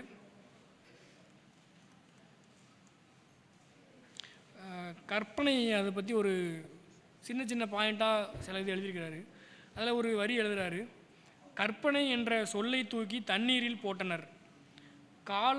கற்பனை என்ற சொல்லை தூக்கி தண்ணீரில் போட்டனர். காலம் எந்த அளவிற்கோ அந்த அளவிற்கு கனம். இந்நேரத்தில் மூழ்கி இருக்க வேண்டும். கற்பனை என்பதால் மிதந்து கொண்டிருந்தது அப்படின்ட்டு ஒரு வரி எழுதியிருப்பார். ரொம்ப முக்கியமான ஒரு வரி. அதே போல் இன்னொரு இது வந்து இறந்தவர் தன்னுடைய கடந்த காலத்தையும் எதிர்காலத்தையும் ஒழித்து வைத்துவிட்டு வந்து படுத்து கொண்டார். தான் எங்கு இருக்க வேண்டும் என கற்பனை குளம்பட்டுமே என்ற இருமாப்பு அவர் முகத்தில் அப்பட்டமாக தெரிந்தது அப்படின்ட்டு ஒரு கவிதை எழுதியிருக்கிறாரு. அதே போல் இன்னொரு வரி வந்து மறதியும் மூளையும் சந்தித்து கொண்டபோது மறதியை தடவி பார்த்த மூளை சொன்னது, நல்ல குண்டாக பருமனாகத்தான் இருக்கிறாய் அப்படின்ட்டு ஒரு வரி. இந்த மாதிரி நிறைய காலம் பற்றி கற்பனை பற்றி நிறைய இவருடைய கவிதைகளில் குறிப்பிடும்படியாக இருக்குது. இவருடைய பொதுவான அம்சங்கிறது ஒரு விஷயத்தை ஒரு நேல்கோடாக எழுதி பார்க்கக்கூடிய அம்சமாக சொல்லலாம். அதே போல் இவருடைய இந்த வருடம் வெளியான தொகுப்பு வெறுங்கடல் அப்படிங்கிற தொகுப்பு, இதுலேயுமே நிறைய கவிதைகள் குறிப்பிடலாம். அதில் ஒரு கவிதை மட்டும் குறிப்பிட்றேன். அது வந்து புதுமனை புகுவிழா அப்படின்ட்டு ஒரு கவிதை. ஒரு வீடு பால் காய்ச்சறப்பு ஆட்கள் வந்து பார்க்குறாங்க. அதை வந்து அவர் ஒரு அந்த நிகழ்வு வந்து ஒரு காலத்தோடு தொடர்புபடுத்தி வேற ஒன்றும் எழுதுகிறாரு. புதுமனை புகுவிழாவிற்கு வந்தவர்கள் ஒவ்வொரு அறையாக பார்த்து வர வினாடி நேரத்தில் எல்லாவற்றையும் கட்டி முடித்தார்கள். இவ்வளவு நாட்களாக நாங்கள் மிகவும் சிரமப்பட்டோம். கட்டி அடுத்து என தாவி கொண்டிருந்தார்கள். அவர்கள் கட்டுகிற வீடு என்பதால் எல்லாரிடமும் சந்தோஷம் பொங்கி வழிந்தது. ஒரு நொடியில் கட்டி ஒரு நொடியில் வாழ்ந்து முடித்து ஒரு நொடிக்குள்ளாக எல்லாரும் கிளம்பி சென்றார்கள். எவ்வளவு சிறிய காலத்திற்குள் எவ்வளவு பெரிய வாழ்வு முடிந்து விட்டது. ஒரு நல்ல நாளாக பார்த்து புதிய வீட்டில் குடியேறி ஜவ்வாக அந்த காலத்தை நாங்கள் இழுக்க துவங்கினோம் அப்படின்ட்டு ஒரு கவிதை எழுதியிருக்கிறாரு. இது ஒரு முக்கியமான கவிதை. அதே போல் அவருடைய கவிதையில் குறிப்பிட்ட அந்த விஷயங்கள் தான், அந்த கவிதைக்கு திரும்புதல் அப்படின்ட்டு முதல்ல குறிப்பிட்டதில் அந்த 3 விஷயந்தான் திருப்பி சொல்ல வேண்டியது இருக்குது. அந்த கவித்துவத்தை நோக்கி செல்லுதல், கூட்டு செயல்பாடு, அதே போல் அந்த கவிஞனுடைய தவிப்பு.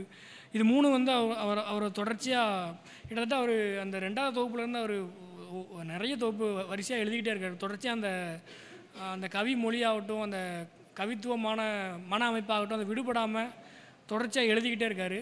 அதுக்கு காரணம் அந்த கவிதைக்கு திரும்புதல் அப்படிங்கிற விஷயத்தில் உள்ள அந்த 3 அம்சங்களாக தான் இருக்கும் அப்படின்னு நினைக்கிறேன். அதே போல் அவருடைய கவிதை மொழி, அதை பற்றி சொல்லணும் அப்படின்னா கிட்டத்தட்ட அந்த அவருடைய கவிதை மொழி வந்து ஒரு கவிதைகள் எல்லாமே வந்து நவீன வாழ்க்கையில் உள்ள விசித்திரங்களை குறிப்பிடக்கூடியதாக இருக்குது. சுந்தர ராமசாமியோட கவிதைகள் பற்றி சுகுமாரன் வந்து ஒரு கட்டுரை எழுதியிருப்பார். அதில் அவர் சொல்கிறப்போ குறிப்பிடுவார், கவிதை வந்து பழைய ஒரு வடிவம். நவீன வாழ்க்கையை வந்து ஒருத்தன் கவிதையில் எழுதணும் அப்படின்னா உரைநடையோட மொழியில் ஒரு சின்ன கலவையாவது கவிதையை எடுத்துக்கிட்டால் தான் நவீன வாழ்க்கையை எழுத முடியும். ஏன்னா உரைநடைங்கிறது பின்னர் வந்தது அப்படின்னு சொல்லிட்டு புதுமைப்பித்தனோட கவிதைகள் வந்து ஏன் வந்து நவீன வாழ்க்கையை அதில் அதிகமாக கதையில் எழுதுனதுக்கு ஏன் அந்த கவிதைக்குள்ளே கொண்டு வர முடியல அப்படின்னு சொல்லியிருப்பார்.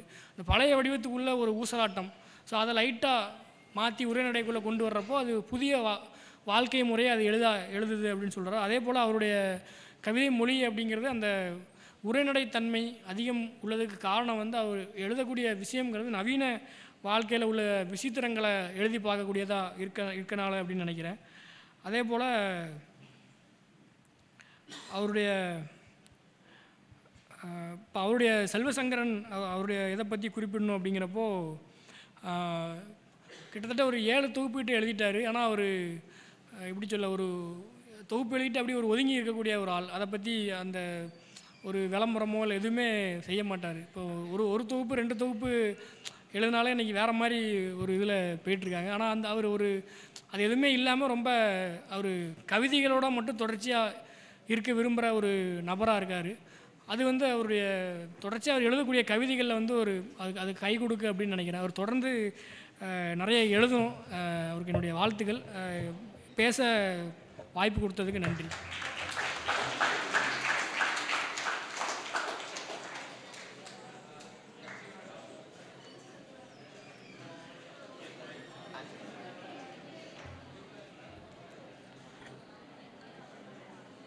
கவிஞர் செல்வசங்கரன் அவருடைய படைப்புலகத்தை பற்றி கவிஞர் மதார் அவர்கள் எடுத்துரைத்தார்கள்.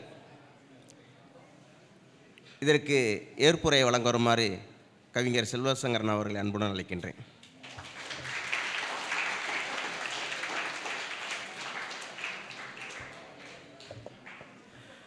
அனைவருக்கும் இனிய பிற்பகல் வணக்கம்.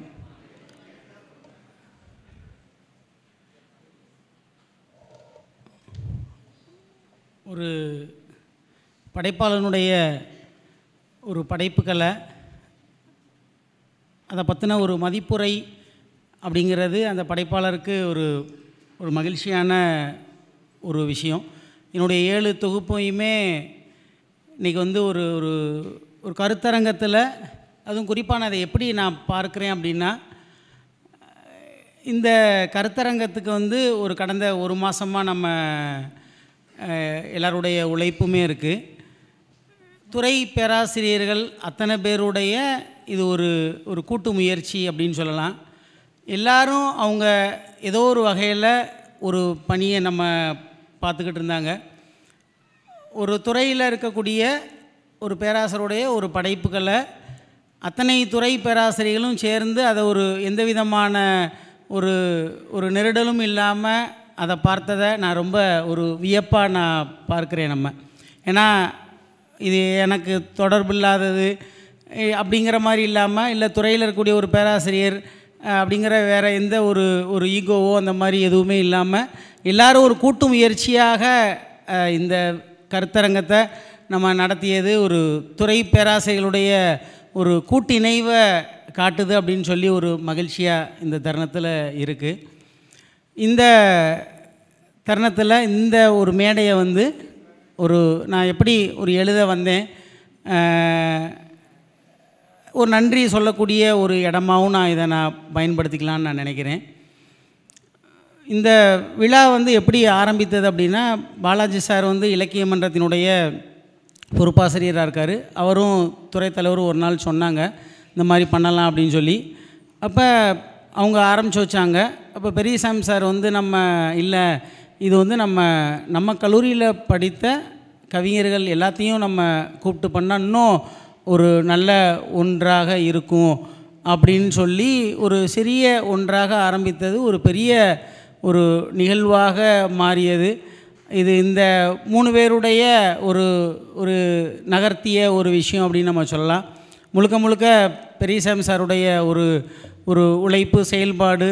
இன்னும் அடுத்து நம்ம இன்னைக்கு கூட மத்தியானம் சார் சொல்லிக்கிட்டு இருந்தாங்க, இதை நம்ம எம் கல்லூரி நவீன கதை உலகு இல்லை நம்ம கல்லூரியில் படித்த சாகித்ய அகாடமி வாங்கினவங்களுக்கு நம்ம ஒரு இது பண்ணலாம் அப்படிங்கிற மாதிரி ஒரு அடுத்தடுத்த நகர்வையுமே இந்த நிகழ்ச்சி வந்து உருவாக்கியிருக்கு அப்படிங்கிற ஒரு விஷயத்தையுமே நம்ம சொல்லிக்கலாம். நான் இங்கே தான் 98லேருந்து 2001 வரையும் எக்கனாமிக்ஸ் படித்தேன். அப்போ படிக்கும் பொழுது நம்ம படைப்பு குறித்த எந்த விதமான இதுவும் இல்லை. ஆனால் எனக்கு என்ன தோணுச்சுன்னா, எக்கனாமிக்ஸ் நான் படிக்க வேண்டிய துறை இல்லை அப்படிங்கிற ஒரு விஷயம் எனக்கு தோணுச்சு. ஏன்னா நான் படிக்கன்னு சொல்லலை, அண்ணே வந்து எக்கனாமிக்ஸ் படித்தாங்க இங்கே தான். அதனால எக்கனாமிக்ஸ் படிச்சுட்டு எம்பிஏ படிச்சுட்டு அப்படியே ஏதாவது ஒரு பிஸ்னஸோ இல்லை பேங்க்கோ அந்த மாதிரி போகலாம் அப்படின்னு அவங்களோட எண்ணம். ஆனால் எனக்கும் பிஸ்னஸ்க்கும் சம்மந்தம் இல்லை அப்படின்னு நான் நினச்சேன். அந்த மாதிரியான அதுக்கு ஒரு தனியான ஒரு மனநிலை வேணும். அப்போ அது எனக்கு தொடர்பு இல்லை அப்படின்னு நான் படிக்கும் பொழுது எனக்கு தோணுச்சு, இது வந்து நமக்கான துறை இல்லை அப்படின்னு சொல்லி. அப்போ நம்ம வேறு ஏதோ நம்மகிட்ட ஏதோ ஒரு யோசனை இருக்குது, இல்லை வேறு ஒரு விஷயத்தை பற்றி, இல்லை நம்ம சமூகத்தை பற்றி, இல்லை நம்ம நட்பு, காதல், கடவுள், அதை பற்றி வேறு விதமாக யோசிக்கக்கூடிய இல்லை ஒரு சமரசம் செய்து கொள்ள முடியாத அப்படிங்கிற மாதிரியான ஒரு எண்ணம் இருப்பதாக எனக்கு தோணியது. அப்போ ஒரு இலக்கியங்கிறது அதை நோக்கி அதுதான் சரியாக வரும் அப்படிங்கிற ஒரு கவிதை குறித்த ஒரு புரிதல் இருந்தாலும் கூட நான் அப்போ எம்ஏ தமிழ் நம்ம சேரலாம் அப்படிங்கிற ஒரு எண்ணம் எனக்கு வந்தது. அப்போ எம்ஏ தமிழ் நான் சிவகாசி அயனாடா ஜானகியம்மாள் கல்லூரியில் சேர்ந்தேன். அங்கே வந்து பூசி கணேசன் அப்படிங்கிற ஒரு பேராசிரியருடைய பேரை நான் இங்கே சொல்லி ஆகணும். எனக்கு அவர் ஒரு பிரமிப்பான ஒரு நபராக இருந்தார். அவர் தான் தேவதச்சன்கிற ஒரு பெயரை அறிமுகப்படுத்தினார். மனுஷ்யபுத்தனை அவர் தான் சொன்னார், கலாப்பிரியா அவர் தான் சொன்னார், கல்யாண்ஜி அவர் தான் சொன்னார். அவர் நடத்தக்கூடிய முறை, அவர் நடத்தக்கூடிய பாங்கு எல்லாமே அவரை ரொம்ப பின்தொடரக்கூடிய, அவர் அப்படியே நம்ம கவனிச்சுக்கிட்டே இருக்கக்கூடிய, அவர் சொல்கிற விஷயத்தெல்லாம் பின்னாடி போய் பார்க்கக்கூடிய ஒரு தன்மை அப்போ ஏற்பட்டுச்சு.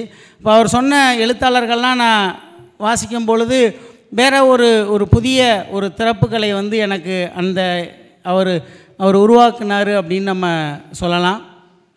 அதிலிருந்து அந்த சமயத்தில் கரெக்டாக 2002 வந்து ஆனந்தவிடனோட 75வது ஆண்டு விழா, அந்த பவள விழா ஆண்டு கொண்டாடினாங்க. அப்போ அவங்களுடைய ஒரு கவிதை தொகுப்பு கொண்டு வந்தாங்க 2002. அப்போ அந்த தொகுப்பு ஏதோ ஒரு வகையில் எனக்கு கையில் கிடச்சிது. அவர் சொன்ன அத்தனை கவிஞர்களுமே அதில் இருந்தாங்க. அதை நான் ஒவ்வொரு ஆள்கிட்டையுமே நான் சிலாகிக்காத ஆளே கிடையாது. அதை வந்து ஒரு வருஷப்படுத்தி ஒரு போட்டி மாதிரி அறிவிச்சிருந்தாங்க. மொத்தம் 75 கவிஞர்களுடைய கவிதைகள், அதை 1, 2, 3, 5ன்னு வருஷப்படுத்தி நாங்கள் என்ன மாதிரி வருஷப்படுத்தியிருக்கோமோ அந்த வரிசைப்படுத்தினா அவங்களுக்கு பரிசு அப்படிங்கிற மாதிரி அப்போ அறிவிச்சிருந்தாங்க. அது வந்து என்னை ரொம்ப தொந்தரவு பண்ணிய ஒரு சிறிய தொகுப்பு அப்படின்னு நம்ம சொல்லலாம். அதிலிருந்து தான் என்னுடைய எழுதக்கூடிய அதுவரையும் நான் எனக்குள்ளே ஒரு மனசுக்குள்ளே ஒரு எண்ணமாக ஓடிக்கிட்டு இருந்த விஷயத்த எழுதுவதற்கான ஒரு பதிவாக நான் அப்போ தான் உணர ஆரம்பித்தேன். அப்போ இருந்து நான் என்ன செய்ய ஆரம்பித்தேன்னா, டெய்லி என்னுடைய எண்ணங்களெல்லாம் நான் பதிவு செய்ய ஆரம்பித்தேன். கிட்டத்தட்ட 2004 இது தொடர்ச்சியாக நான் போச்சு. டெய்லி அது வந்து நான் ஒரு டைரி அப்படின்னு நம்ம சொல்லலாம். ஆனால் நான் அங்கே போனேன், நான் அங்கே செஞ்சேன், இதை செஞ்சேன் அப்படின்னு நம்ம அப்படி இருக்காமல், எனக்கு என்ன தோணுது, நான் அன்றாடத்தில் காலையிலேருந்து சாயங்காலம் வரையும் உள்ளதில் எனக்கு என்னென்னலாம் தோணுதுங்கிறத நான் ஒளிவு மறைவு இல்லாமல் நான் ஒரு பதிவு செய்ய ஆரம்பித்தேன். அந்த பதிவு வந்து எனக்கு ஒரு பெரிய ஒரு திருப்தியை கொடுத்தது. அது நண்பர்கள் கொடுக்கல, உறவுகள் கொடுக்கல, இல்லை நம்ம சாப்பாடு கொடுக்கல. அந்த பதிவு பண்ணோன்னே எனக்கு ஏதோ ஒரு பெரிய வெயிட்டான விஷயத்தை இறக்கி வச்ச மாதிரி இருந்துச்சு. அதிலிருந்து நான் தொடர்ச்சியாக கிட்டத்தட்ட 2004லேருந்து 2009 வரையும் ஒரு 5 ஆண்டுகளாக தினமும் ஒரு நாள் கூட நான் தவறாமல் அந்த 5 வருஷம் டைரியுமே அப்படியே இருக்குது. என்னை தவிர அது யாரையுமே படித்தே கிடையாது, என்னுடைய மனைவி கூட படித்தே கிடையாது. அது அந்தரங்கம் அப்படிலாம் கிடையாது, அது யாருக்கும் நம்ம கொடுக்கல. அப்போ அதிலிருந்து நான் ஒரு நம்மளால் எழுத முடியும், இல்லை ஏதோ ஒன்று இருக்குது அப்படிங்கிற ஒரு எண்ணம் இருந்தது. இப்போ 2004 நான் கல்லூரியில் நான் சேர்ந்தேன். இப்போ சேரும் பொழுது ராஜேஷ் அப்போ செகண்ட் இயர் படிச்சுக்கிட்டு இருந்தாப்புல. அப்போ அவருமே அது தொடர்பான ஒரு தேடல் இருக்கக்கூடிய நபராக இருந்தார். அப்போ நம்ம ஃபிசிக்ஸில் நம்ம முன்னாடி இருக்கிறாங்க, ஆர்எஸ்ஸாக இருக்கிறாங்க. அப்போ நான் கிட்டத்தட்ட அந்த காலகட்டத்தில் எழுதிய ஒரு அந்த டைரி குறிப்பையே நான் கவிதையாகவே நான் மாற்றினேன். சில இது கவிதையாக மாறிச்சு, சில இது கவிதையாக மாறலை. அதில் உள்ளதை ஒரு 150 கவிதையாக ஒரு நோட்டில் எழுதி நான் சார்கிட்ட கொடுத்தேன், ஆர்எஸ் சார்கிட்ட கொடுத்தேன். அவங்க சார் ஒவ்வொன்றையுமே படித்து அதில் ஒரு 60 இதை செலக்ட் பண்ணாங்க. இது வந்து ஒரு 2006-07 அந்த மாதிரியான ஒரு காலகட்டமாக இருக்கும்னு நினைக்கிறேன். அப்போ அந்த 60 வச்சுட்டு நான் இதை ஒரு தொகுப்பாக போடலாம், இந்த 60 கவிதையை ஒரு தொகுப்பாக போடலாம் அப்படின்னு சொல்லி அதை வச்சு நான் ஓடிக்கிட்டு இருக்கேன். அப்போ பெரியசாமி சார்கிட்ட நான் கொடுத்தேன். சார் ஓகே நம்ம இதை தொகுப்பாக கொண்டு வரலாம் அப்படின்னு சொல்லிட்டு, அப்போ அதற்கான ஒரு முயற்சிகள் வந்து சில தோல்வியிலையுமே முடிஞ்சது. ஒரு நபர்கிட்ட சார் அறிமுகப்படுத்தினாங்க, ஆனால் அது ஒரு தொகுப்பாக கொண்டு வர முடியாத ஒரு சூழலாக மாறிச்சு. ஆனாலுமே அது அடுத்து இன்னும் அந்த தொகுப்பில் இருக்கக்கூடிய அந்த 2006 என்னுடைய முதல் கவிதைங்கிறது புதிய காற்றில் 2008 வருது. அப்போ அந்த காலகட்டத்திலேருந்து ஒரு 2010-11 காலகட்டம் வரையும் அந்த தொகுப்பை நான் முதல் தொகுப்பை கையில் வச்சுட்டு நான் அலைஞ்சிக்கிட்டே இருந்தேன். அப்போ சார் தான் அதை தேவேந்திர பூபதிகிட்ட நம்ம பெரியசாமி சார் தான் கொடுத்தாங்க. அப்போ அந்த தொகுப்புக்கு வந்து தேவேந்திர பூபதி தான் அணிந்துரை வாங்கி, ஏன்னா எனக்கும் தேவேந்திர பூபதிக்கும் எந்த விதமான சம்மந்தமும் கிடையாது. சாரால் தான் அந்த இன்றைக்குமே அந்த அணிந்துரை வந்து ஒரு முக்கியமான ஒன்றாக நான் பார்க்குறேன். அந்த புத்தகத்திற்கு உள்ள அணிந்துரையாக அந்தளவுக்கு அதை ஒரு நுணுக்கமாக அதை எழுதியிருக்கிறாரு அப்படின்னு எனக்கு ஒரு எண்ணம் உண்டு. அப்போ 2013 கிட்டத்தட்ட ஒரு 6-7லேருந்து முதல் தொகுப்பு போடுறதுக்கு ஒரு 6 ஆண்டுகள் ஆச்சு. 13 ஒரு முதல் தொகுப்பாக அதுக்கு யாரோடும் பேசாத மரம் அப்படின்லாம் ஒரு தலைப்பு வச்சோம். அதை வச்சு அது புத்தகம் போட முடியாத ஒரு முயற்சினால் அடுத்து நம்ம ஒரு NCBHல கொடுத்து நம்ம அறியப்படாத மலர் அப்படிங்கிற ஒரு பெயரோடு அந்த தொகுப்பு வந்துச்சு. ஆனால் அது ஒரு முதல் தொகுப்பு நமக்கு ஒரு பெரிய ஒரு சந்தோஷமானதாக இருந்தாலும் அதே அளவுக்கு நம்ம அதில் ஒரு கசப்புமே, ஏன்னா நிறையா ஒரு 25-30 பிழைகள் அதில் வந்து இருக்கிற மாதிரி ஆயிடுச்சு. ஆனாலுமே நம்ம அது எனக்கு ஒரு முக்கியமான தொகுப்பாக நான் பார்க்குறேன், என்னுடைய முதல் தொகுப்பை. அதிலேருந்து தொடர்ச்சியாக நம்ம அதுக்கப்புறம் 2010 திருமணம் ஆனதுக்கப்புறம் ஒரு 5 ஆண்டுகள் என்னால் எதுவுமே நம்ம செயல்பட முடியாது. ஏன்னா கூட்டு குடும்பமாக இருந்தோம். இப்போ 2 குழந்தைகள் அப்படிங்கும்போது நம்ம அந்த புரிதல் அதற்கான இடைவெளியாக ஒரு 5 ஆண்டு காலகட்டம் 2010-15 வரையும் நம்ம எதுவுமே எழுத முடியாத ஒரு சூழல் இருந்தது. அதுக்கப்புறம் விஷ்ணு 13-16 நம்ம இங்கே கல்லூரியில் நான் ஹாஸ்டலில் வார்டனாக இருந்தேன். அப்போ அவர் ஃபஸ்ட் இயர் ஃபிசிக்ஸ் சேர்றாரு. அப்போ இப்போ சுந்தரபாண்டியன் சார் வந்து இந்த மாதிரி ஒரு பையன் மார்க் வந்து அப்போ அவர் 1100க்கு மேலேன்னு நினைக்கிறேன், ஏதோ ஒரு நல்ல மார்க் எடுத்திருந்தார். இப்போ சுந்தரபாண்டியன் சாரே சொன்னார், இந்த பையன் நல்ல மார்க் எடுத்திருக்காப்புல, எழுதுவேன்ல என்கிட்ட சொன்னார், நீங்கள் அவரை கொஞ்சம் பார்த்துக்கோங்க அப்படின்னோடனே நான் ஃபிசிக்ஸில் கிளாஸ் ரூமில் போய் விஷ்ணுன்னா யாருன்னு போய் பார்த்தேன். அப்போ சார் நான் ஹாஸ்டலில் தான் இருக்கேன் அப்படின்னோடனே அப்போ அவருடைய கவிதைகள்லாம் எனக்கு காமிக்கிறாரு, நான் என்னுடைய கவிதைகளை அவர்கிட்ட காமிக்கிறேன். அந்த மாதிரி அப்போ நம்ம ஹாஸ்டலில் நான் வார்டனா, நான் மனோகர் சார், விஜயகுமார் 3 பேரும் வார்டனாக இருக்கும்போது அப்போ இவங்க 2 ரவுண்ட்ஸ் வருவாங்க. சார் நீங்கள் போய்ட்டு வாங்க சார், நான் விஷ்ணு ரூமில் உட்காந்து பேசிகிட்டு இருக்கேன். அந்த மாதிரியான அதுக்கப்புறம் ஒரு தொடர்ச்சியாக ஒரு எழுதணும் அப்படிங்கிற அதுக்கப்புறம் மணல் வீடோட அறிமுகம் எனக்கு விஷ்ணுகிட்டருந்து தான் கிடச்சிது. அந்த அட்ரஸே மணல் வீடுனா எனக்கு அறிமுகம் கிடையாது, அவருடைய முகவரியே அவர் தான் கொடுத்தாரு. அப்போ அவருக்கு தற்செயலாக நான் கவிதையை அனுப்பும் பொழுது என்னுடைய கவிதைகளை ஒரு வெளிச்சம் பாய்ச்சியதாக நான் எல்லாத்துக்கும் ஒரு அறிமுகம் வந்து மணல் வீடு வாயிலாக நான் எல்லாருக்கும் கிடச்சிது அப்படின்னு நான் நம்புகிறேன். என்னுடைய 2வது தொகுப்பு வந்து அப்போ பறவை பார்த்தல் அப்படின்னு வருது. அதுக்கு வந்து தமிழவன் வந்து ஒரு நீண்ட ஒரு 8 பக்க கட்டுரை எழுதியிருந்தார். அந்த கட்டுரையுமே ஒரு முக்கியமான ஒன்றாக நான் பார்க்குறேன். அதில் யாருன்னே அவர் தலைப்பே வந்து யாருன்னு தெரியாத ஒரு கவிஞர் பற்றி அதை ரொம்ப ஒரு அமைப்பியல் கண்ணோட்டத்தில் ஒரு 8 பக்கம் ஒரு இதழில் ரொம்ப ஒரு நீண்ட ஆழமான ஒரு கட்டுரையாக எழுதியிருந்தார். அது வந்து நம்ம ஒரு இதழில் வெளிவந்தது. அதுலேருந்து தொடர்ச்சியாக மணல் வீடுக்கு நான் தொடர்ச்சியாக என்னுடைய கவிதைகளை அனுப்பி அது மணல் வீடுலேயே நம்ம அடுத்து கனிவின் சைஸ், சாலையின் பிரசித்தி பெற்ற அமைதி அப்படிங்கிற 3 தொகுப்புகள் தொடர்ச்சியாக மணல் வீடில் வந்தது.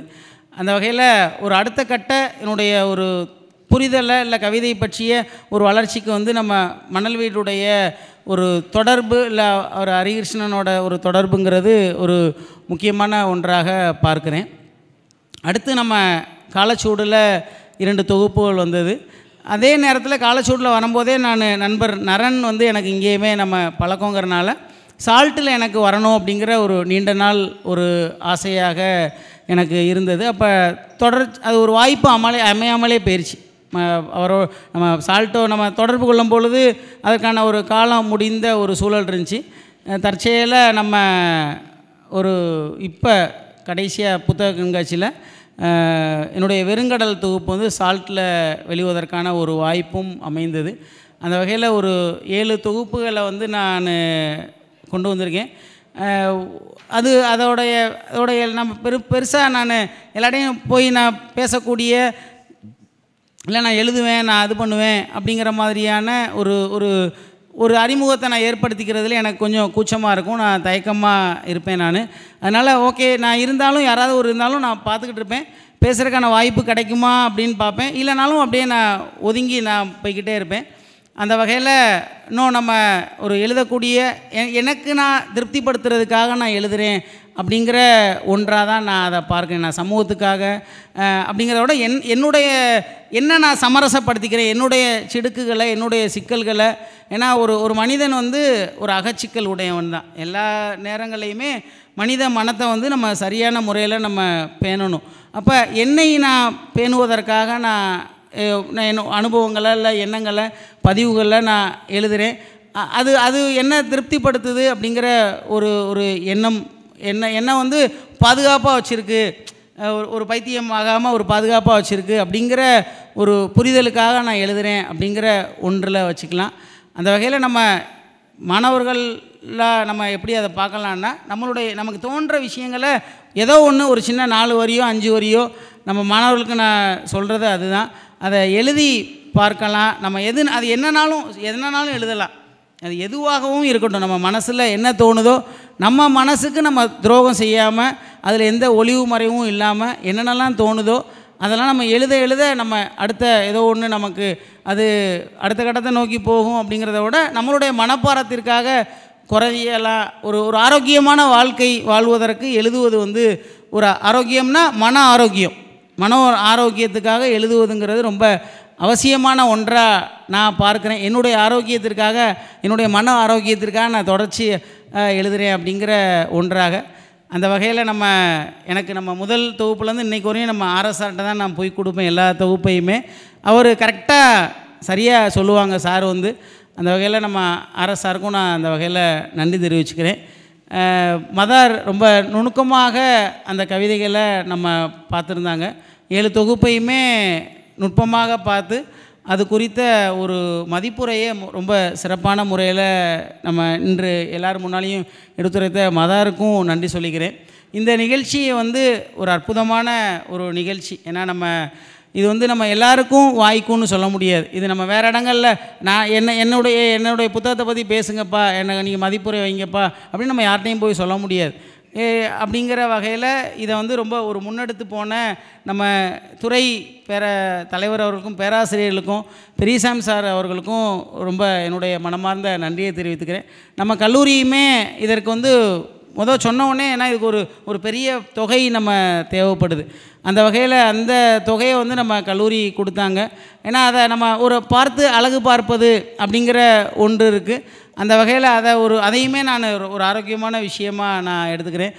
கல்லூரிக்கும் முதல்வருக்கும் நிர்வாகத்தாருக்கும் ஏன்னா இது ஒரு நிறுவனம் சார்ந்த நிகழ்வுங்கிறனால அதுவும் என்னுடைய ஒரு கடமையாக பார்க்குறேன்.